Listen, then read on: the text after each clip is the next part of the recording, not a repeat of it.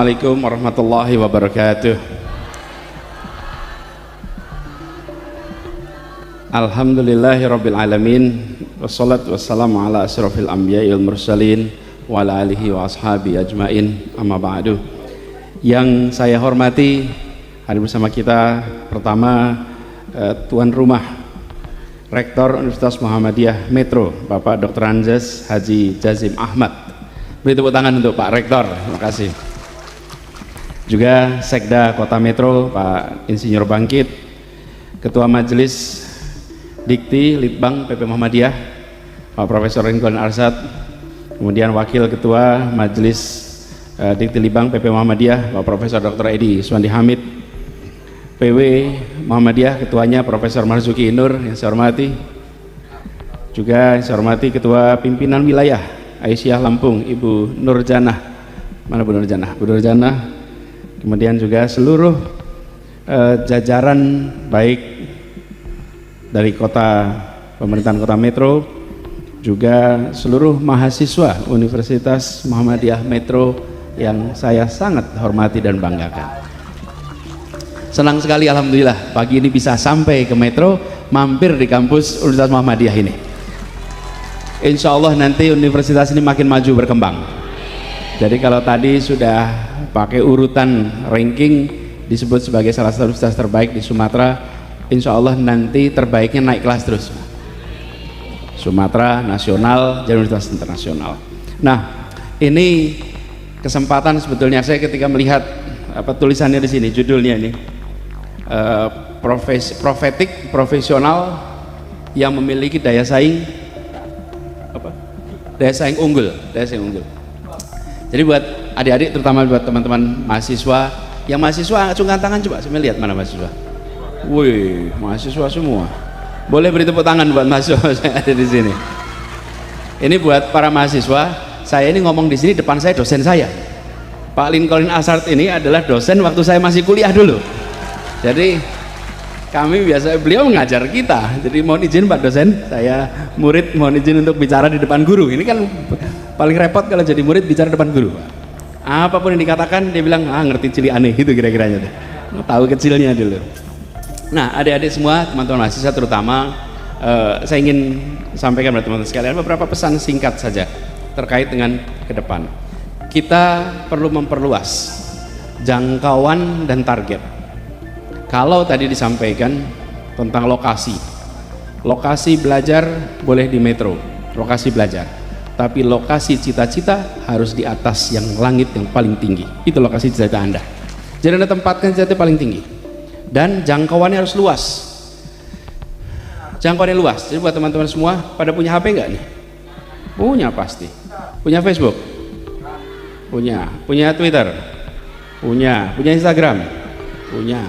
Siapa temannya di situ? Siapa tadi yang bilang temenan? Nanti kita saling tag ya. Nah, jadi teman-teman sekalian, pertanyaannya ini adalah sebuah penyambung yang dahsyat. Serius penyambung dahsyat. Apalagi selama pandemi kemarin kita dibiasakan.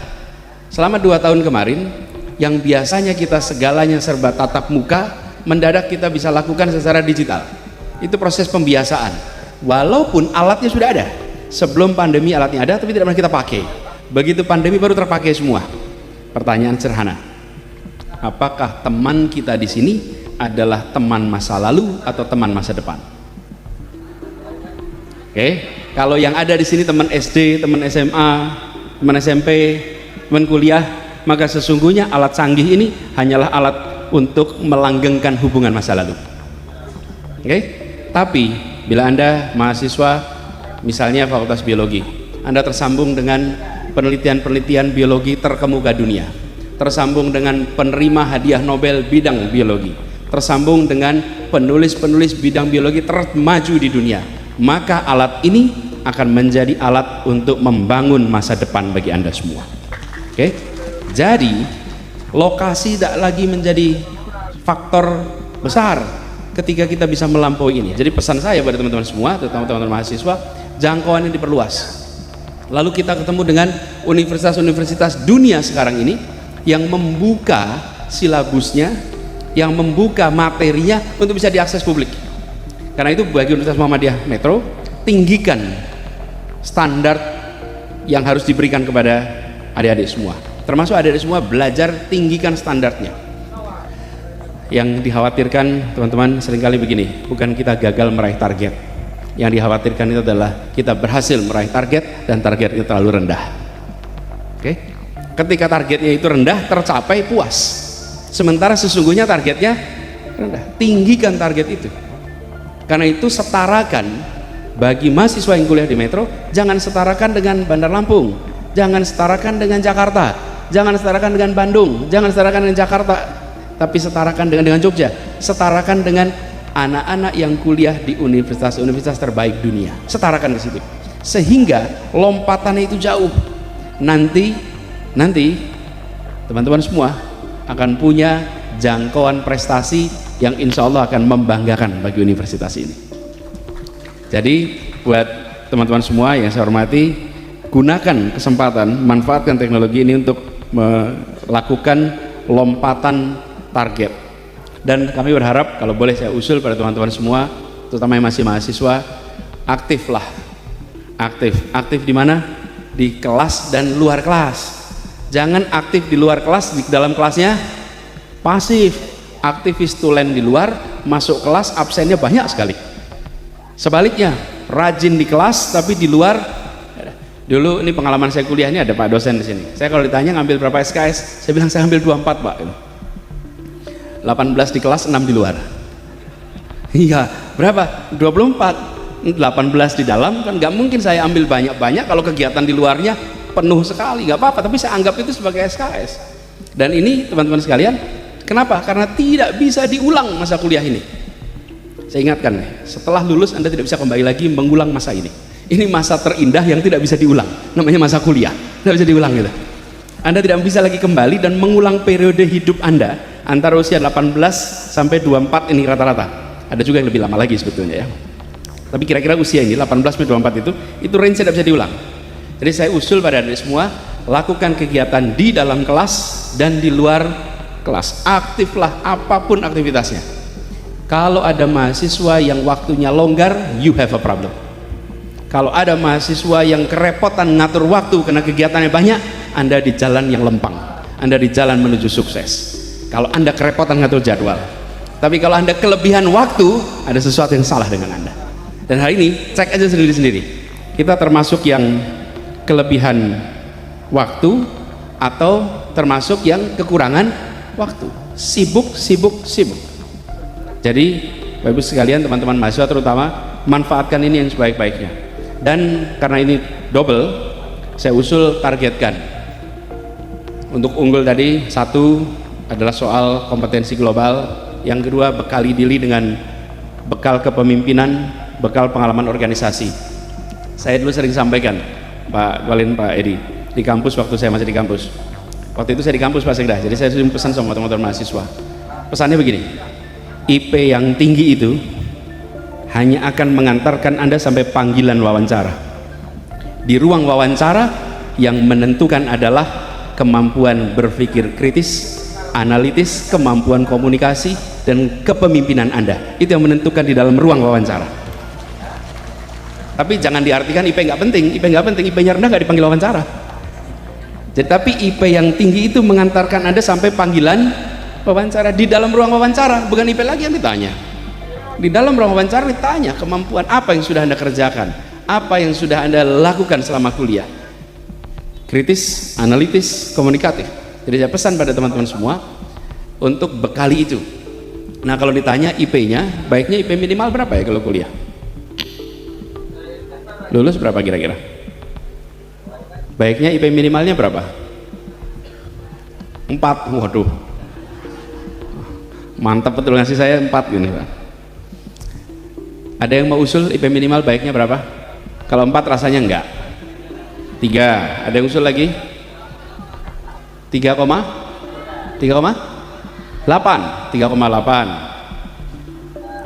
Teman-teman sekalian, saya usul nih, targetkan IP minimal. Caranya tengok syarat beasiswa S2. Oke? Apa itu syarat beasiswa 2? Lihat syaratnya, Anda harus di atas syarat itu aja. Supaya kenapa? Karena kalau itu nggak bisa kembali Anda.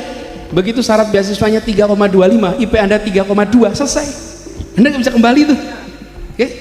Jadi angkanya jangan arbitrary, tentukan. Nih beasiswa S2 berapa? Nah, targetnya di situ. Apalagi kalau Anda mau meneruskannya ke luar negeri, targetnya di mana itu? Pegang itu sebagai rujukan, minimal di atasnya, sehingga tidak ditolak karena IP. Lalu bekali dengan pengalaman, pengetahuan, jejaring, insya Allah Anda jadi bekal. Jadi ketika bicara unggul itu diwujudkan dalam ukuran yang konkret, ukuran yang konkret, yang bisa dilaksanakan, yang bisa dicapai. Nah insya Allah dengan cara seperti itu, teman-teman semua, pembelajaran di level jenjang S1 ini bekal untuk ke depan terus. Apalagi ini di kampus Muhammadiyah. Perserikatan ini dirancang sebagai sebuah perserikatan perjuangan yang anak didiknya diharapkan nantinya akan bisa menjadi pejuang-pejuang di masyarakat. Saya dengar tadi jumlahnya sekarang ada 100 universitas Muhammadiyah, 173 perguruan tinggi Muhammadiyah. Ini adalah sebuah institusi yang luar biasa besar. Nah di sini kami harapkan, saya berharap buat teman-teman semua, tinggikan target ini, tinggikan delivery itu, tapi wujudnya konkret, ada ukuran-ukurannya sehingga capaiannya bisa diukur nantinya. Nah ini semua juga pada akhirnya kembali pada kita. Saya ini sebetulnya dosen juga Pak, saya sedang tugas luar di luar kampus.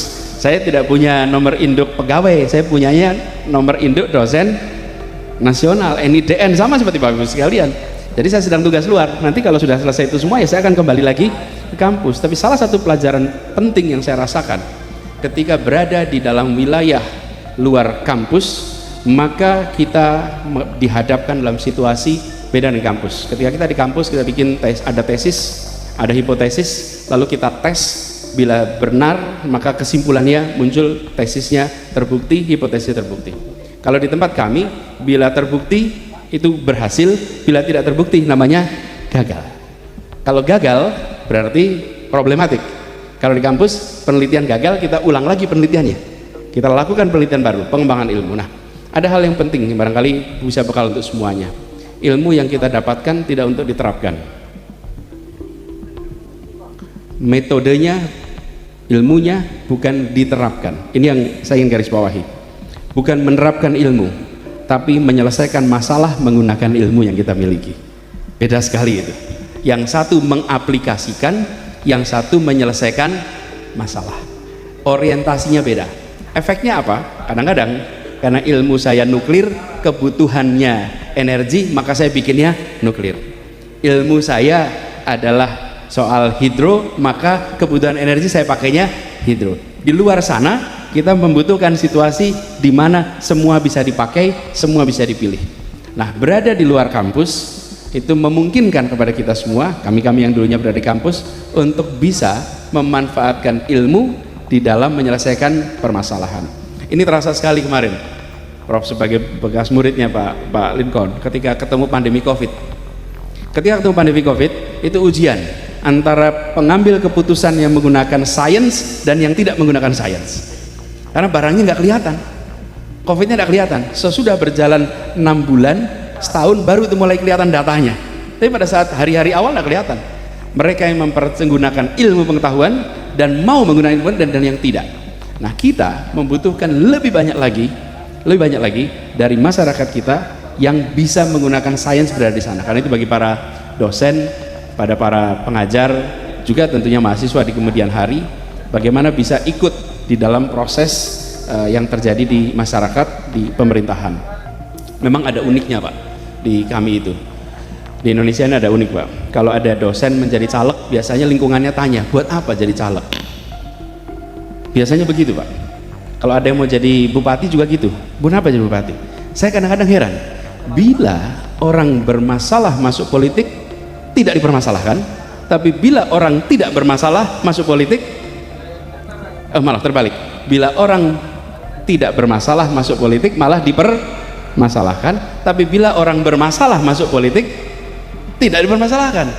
Lah kapan politik kita bisa lebih sehat? Bila mereka-mereka yang berada di wilayah ini tidak mau berada ke dalam wilayah Tapi tidak usah semuanya. Kalau semuanya repot juga gitu. Tapi pesannya apa? Apa yang didapat di kampus, bekal berpikir sistematis, berpikir terstruktur, analitik, kritis, itu bekal yang luar biasa untuk mengambil keputusan-keputusan yang ada di wilayah politik, wilayah kemasyarakatan. Dan inilah bedanya antara menerapkan ilmu dengan kita menyelesaikan masalah menggunakan ilmu yang kita miliki.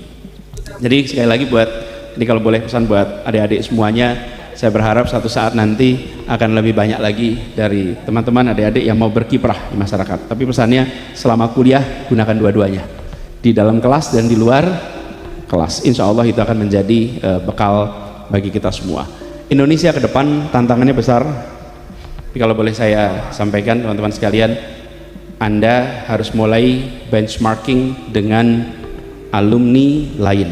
Kalau dari Metro ini, kalau mau menyandingkan siapa kompetitor Anda di masa depan, kalau mahasiswa Universitas Muhammadiyah Metro, kira-kira siapa sandingan Anda? Kita mungkin akan bilang alumni Ahmad Dahlan Jogja, alumni UMM Malang, UMY, bisa itu. Tapi kalau saya usul Pak, nanti Anda akan ketemu dengan gelombang pulang. Dari mana? Dari Melbourne, dari Sydney, dari Tokyo, dari Amsterdam. Mereka orang Indonesia juga, mereka anak-anak kita juga. Mereka sekolahnya di luar, mereka akan pulang. Mereka akan kembali dengan apa? Satu, state of the art knowledge dalam bidangnya terbaru. Dua, jejaring internasional. Tiga, bahasa internasional. Mereka akan pulang dengan itu, dan mereka punya kecintaan pada Republik yang tidak kalah dengan orang-orang yang kuliah dalam negeri. Karena itu bagi kita yang sekarang kuliah dalam negeri, isi tiga itu tanpa harus pergi ke luar negeri. Dan kita bisa melakukan itu. Bisa melakukan itu. State of the art knowledge, semua materinya Anda bisa perhatikan di sini. Karena itu tantangan buat dosen, tantangan buat mahasiswa, membuat materinya setara dengan mereka-mereka. Yang kedua, jejaring internasional. Tadi saya sampaikan, Anda bisa membangun jejaring internasional tanpa harus pergi kepada dunia luar. Yang ketiga, penguasaan bahasa internasional. Anda harus kuasai bahasa internasional. Ini bukan bahasa asing ya, bahasa internasional. Bahasa asing itu bahasa Thailand juga bahasa asing, bahasa Burma itu juga bahasa asing. Bahasa internasional itu bahasa Inggris, Arab, Mandarin misalnya. Ambil salah satu, gunakan tiga ini. Jadi saya pesan kepada semua, mau unggulan ke depan, tiga ini. Kenapa? Karena Anda akan ketemu dengan generasi baru yang pulang dari mana-mana, dan mereka akan mewarnai Indonesia. Insya Allah mahasiswa Universitas Muhammadiyah Metro akan bisa menjadi pemenang di masa depan. Semoga kita semua dimudahkan dalam jalan amanat ini, dan izinkan saya mengakhiri sekaligus mohon doanya agar amanat yang dititipkan pada kami bisa jalankan dengan baik. Ini tidak lama lagi selesai Pak, insya Allah 5 bulan lagi saya tuntas di kantor gubernur. Habis itu kita santai lagi, kita lihat lagi berikutnya apa, kita kerjakan satu persatu. Jadi mohon doanya biar jalankan amanat dengan baik satu persatu. Betul ya? Dan juga yang di sini di Universitas Muhammadiyah Metro makin maju, makin berkembang. Pak Rektor insya Allah diberikan kemudahan dalam memimpin, dan juga para dosen semuanya. Terima kasih, kurang lebih mohon maaf. Assalamualaikum warahmatullahi wabarakatuh. Sahabat Pena Ufuk, kita sudah mendengarkan pemaparan yang sangat cerdas dari Pak Anies Baswedan. Ini terkait dengan bagaimana seorang mahasiswa itu bisa memaksimalkan potensinya, tidak hanya maksimal belajar apa yang ada di ruang kampus, tapi juga harus terkoneksi dengan banyak jaringan di luar negeri, termasuk harus menguasai salah satu bahasa internasional, apakah itu bahasa Arab, bahasa Inggris, karena itulah yang akan memudahkan kita untuk bercakap di dunia internasional, apalagi di era sekarang yang mudah tersambung di dunia luar. Dan sebagai akademisi, mantan rektor para Madinah, dan juga mantan Menteri Pendidikan, memang Pak Anies sangat menguasai terkait dengan pendidikan di Indonesia. Dan seperti yang kita sudah ketahui juga bersama, bahwa gerakan turun tangan Indonesia Mengajar adalah dipelopori oleh Anies Baswedan, dan itu akan membuat daerah-daerah tertinggal di pelosok-pelosok Indonesia secara kualitas pendidikan itu bisa sejajar, minimal mendekati dengan kota-kota maju yang ada di Indonesia. Dan semoga apa yang disampaikan Pak Anies ini menjadi catatan-catatan penting, tidak hanya sebenarnya untuk mahasiswa tapi kita semua. Ya, itulah Pak Anies Baswedan selalu mengarahkan kita untuk berpikir visioner dan juga untuk senantiasa mengupgrade agar kita punya cakrawala pikiran yang luas tentunya. Ya, sekian, terima kasih.